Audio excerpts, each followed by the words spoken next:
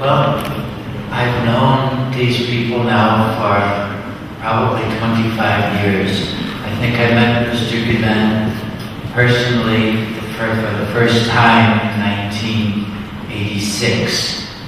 And I've been in contact with the Gülen community and watched what they've been doing, their projects and their schools, and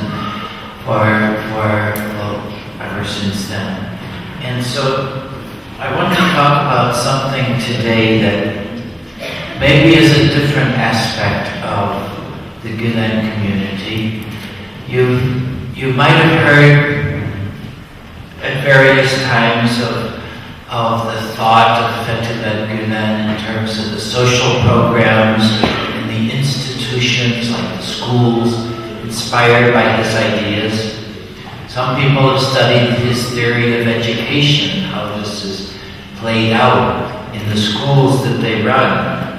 Others have focused on Gülen's vision as the philosophical motor behind the social movement working to produce social change, not only in Turkey or in the Islamic Ummah, but in the world as a whole. Still others have underlined Gülen's call for universal love and fellowship, and consequently his encouragement of interreligious dialogue as an essentially Islamic obligation. But today, in my paper, I want to concentrate on another aspect of the thought of Fethullah Gülen, one that I believe in the long run may prove to be the area of his greatest influence. This is his role as a spiritual director and teacher of internalized Islamic virtue. Hundreds of thousands, the number may surpass 1 million. Hundreds of thousands of Turks, Central Asians, and others, ranging from students to businessmen to young professionals, look to Fethullah Gülen as their spiritual teacher whose advice and wisdom, rooted in the Islamic tradition, has shaped their understanding of the religion of Islam and has had a formative influence on their lives as Muslims in the modern world. This acknowledgement is manifest in the honorific title by which Gülen's disciples refer to him as Hoca Efendi, that is, respected teacher. Now this aspect of the teaching and counsel of Gülen has often been referred to as the Sufi element in his thought.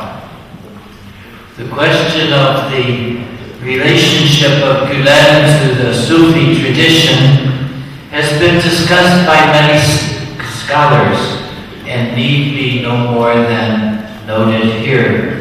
According to Zeki Saritoprak, professor at John Carroll University in the United States, he says, Gülen is a Sufi in his own way.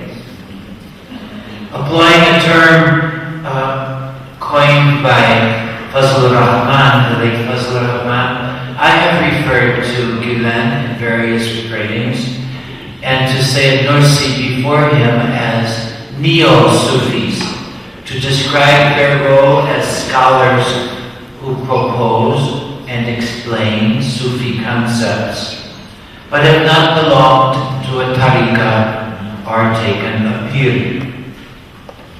Rafat Atay, a professor in Urfa in Turkey, he has an interesting approach. He views Gülen as reviving the proto-Sufi Sufa tradition, or the Ahl Sufa, of studious piety that arose in Medina in the first centuries after the death of Muhammad. Now, Gülen himself did not begin to write about Sufism until the 1990s, when he was already 50 years old. He was more than 50 by then.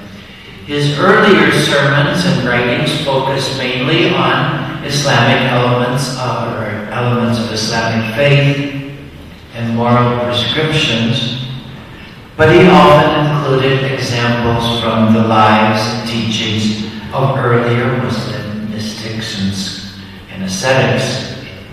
However, in 1990, Gülen began to include every month an insert into the magazine Sızıntı, or The Fountain, on which he elaborated a different concept of Sufi terminology. These were collected and became the basis for Gülen's 2-volume work called in English, Key Concepts in the Practice of Sufism. This work has also been translated, I'm told, into German, so it's available also in German if you're interested.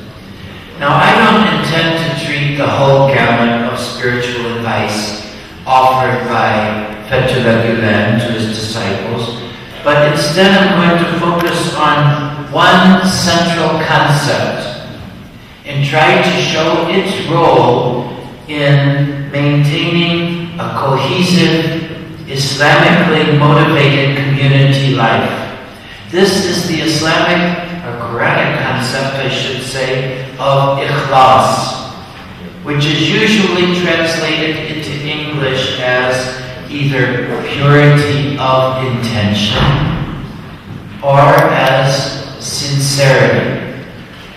Both of these translations, purity of intention, sincerity, highlight an essential aspect of the Quranic notion of ikhlas. Now, in ordinary parlance, sincerity indicates what? The notion of honesty of mind, or freedom from dissimulation or hypocrisy. A sincere person is one whose external words or deeds are in accord with their inner thoughts and feelings. A sincere person does not dissimulate or pretend to be expressing one idea, while in reality his interior dispositions are to the contrary. Thus, a sincere person is not self-promoting, hypocritical, pretentious, two-faced, or devious. The sincere person neither flatters nor manipulates others. It is to this aspect of sincerity that, in our Christian Bible, Jesus exhorted his disciples when he taught his disciples to say yes when you mean yes, and no when you mean no. And he says anything beyond that comes from the evil spirit. However, there's another aspect of the Quranic notion of ikhlas. This notion brings together the notion of purity with that of dedicating or devoting or consecrating oneself to something. Ikhlas is an interior disposition by which the faithful Muslim should perform all external acts in a spirit of service and dedicated solely towards pleasing the Divine Lord. It's noteworthy that the brief expression of the Islamic creed found in the Quran in Surah 116, and it goes, say, He, Allah, is one. Allah is He on whom all depend. He begets not, nor is begotten, and none is like Him. It's very brief. This brief surah or chapter of the Quran has been known in Islamic tradition as Surah Al-Ikhlas. In other words, surah or chapter of sincerity or chapter of pure religion. Now, the importance of Ikhlas has been commented upon down through the centuries by many Muslim scholars. The Sufi masters have been particularly fond of elaborating on this virtue, to the extent that in the minds of many Muslims, ikhlas is considered a Sufi concept. In commenting on ikhlas, Sayyid Nursi, a modern Muslim scholar who was one of the main influences on Fethullah Gülen, he repeatedly has to distinguish his own advice from that of the Sufis. While acknowledging the beneficial value of the instruction of the Sufi masters, he always says, I am not a Sufi, but these principles of theirs make a good rule for our path. Nursi's approach in this differs from that of the Sufis because he's praxis-oriented. He avoids contemplative speculation in favor of practical advice and guidance for his disciples' life together. Now, because of its roots in the Quran and in the tradition of Islamic spiritual writing, Nursi's use of ikhlas can sometimes be better translated, at least in English, as purity of intention. It's really the translation I prefer, rather than simply by sincerity. So what do we mean? Ikhlas is when someone practices all the acts of religion, solely for God's pleasure, rather than for any personal benefit that may accrue to them, whether that be prestige or pride or others' admiration. When one worships God with sincerity, one's intention is pure and undefiled by base or irrelevant motives. And as the Quran states, there is the type of person who gives his life to earn God's pleasure.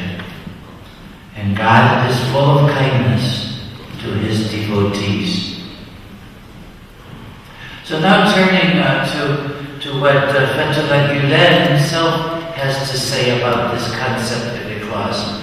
And I want to remind many of you here are not Muslims, you like I am Christian or Jewish. I hope that as you hear this advice that Gülen is making to his students, you'll see so many of the points of spiritual contact with what we see as important in our own lives as Christians or Jews. So while interpreting the basic meaning of the term to be upright, sincere, or pure, Gülen indicates that ikhlas means pursuing nothing worldly while worshiping and obeying God. At the deepest level, sincerity can only be understood, he says, in the mystery of the relationship between God and God's faithful servant. Purity of intention is a grace or a divine gift that God places in the hearts of those whom he loves in order to increase and deepen and give eternal value to the servant's ordinary good acts. Gülen considers purity of intention to be one wing of the person's spiritual life before God, and the other is faithfulness. And together these two virtues make up the pair of wings of divine grace that God implants in the soul that enable a person to approach God directly without hindrance. He quotes Mevlana, Jalaluddin Rumi, to the effect that if good deeds were a body, purity of intention would be their soul. That is, it is a sincere intention that makes good deeds come to life, be effective, have everlasting value. Without sincerity to animate deeds spiritually, all human endeavors would remain lifeless, ephemeral, and ultimately worthless. But those who fly, he says, with the two wings of sincerity and faithfulness will travel with God's protection and will reach their destination, that is God's approval and pleasure. Gülen quotes Abu Yazid Bistami, Bayezid, to say that it is through sincere intention, not through human deeds, that a person goes to God.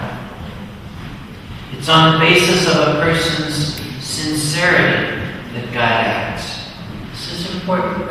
It's on the basis of our sincerity that God judges our deeds. Not on their greatness or on the notoriety of the deed. The size and quantity of good deeds is unimportant. Even a small deed, picking somebody up at the airport, for example, pouring coffee for Congress participants. Even a small deed or one that is unknown to others, if it's done with sincerity, it's judged pleasing by God. Gülen notes that God rewards a small deed done with purity of intention more highly than many more ostentatious deeds done without that sincere desire to serve God alone. Gülen advises his disciples to maintain spiritual discretion. In practical terms, if purity of intention means that the servant does everything solely to seek God's pleasure and for no worldly motive whatsoever, it follows that sincere believers should not be ostentatious in the good deeds they perform. One seeking God's pleasure alone should hide one's good deeds from the view of others. They should remain silent about any edifying personal experiences or special treatment received from superiors or special gifts with which one has been endowed by God. Now there's much wisdom in this advice, given the universal human tendency to perform one's good deeds in order to be seen by others or to gain their approval. Moreover, human motivation is often, as we all know, complex, with the desire to serve God mixed with a craving for human admiration and approval. The sincere servant, though, recognizes that it is only God's approval, not that of others, that matters.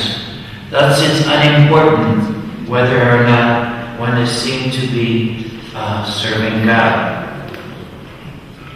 Sincerity not only helps to keep one's intention pure, but also guards against pursuing one's goals with unworthy ends.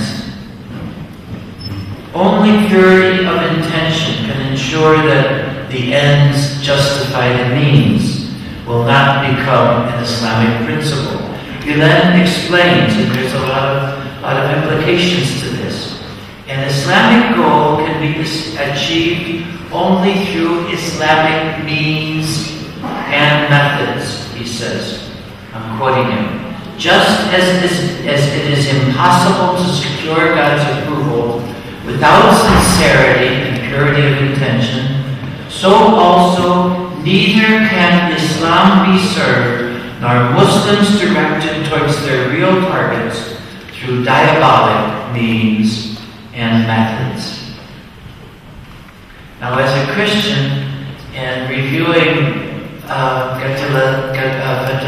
Gülen's teaching on ikhlas, I'm impressed at how similar this teaching is on the purity of intention to Jesus' words in the Sermon on the Mount.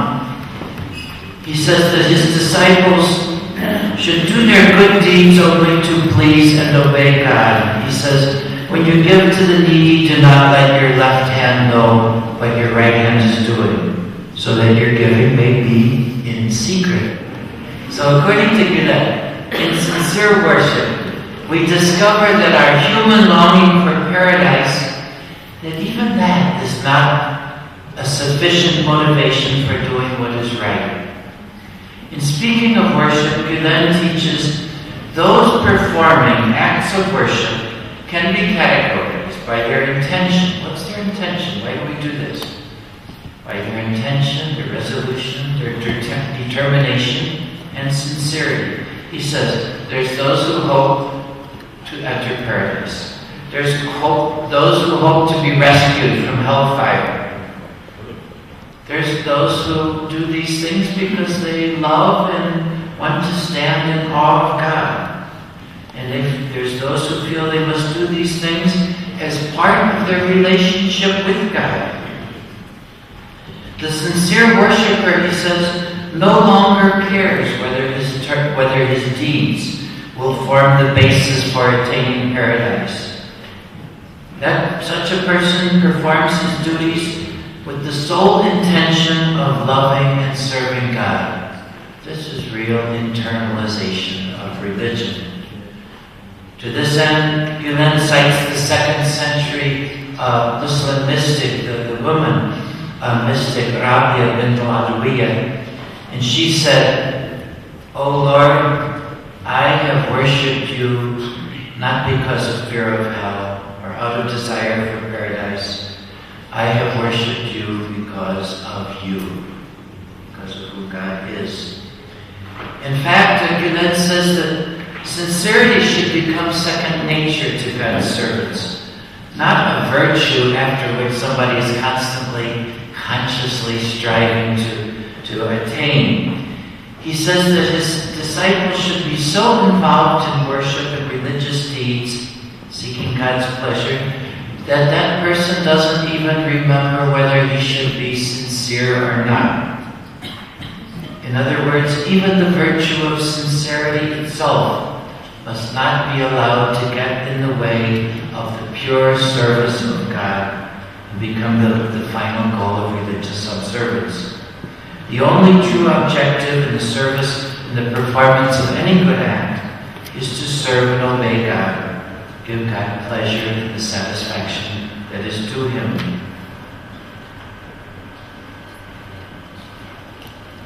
Now, in order to do this, the disciple has to engage in self-examination and self-supervision.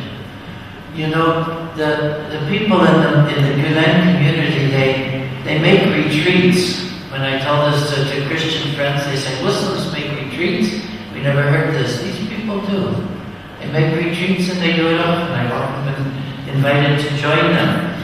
And the purpose is this. The person who has learned to be honest with oneself will be able to know whether one's motivation is solely to worship God, or whether the true incentive pursued is some worldly gain, such as self-satisfaction, human respect, or personal ambition.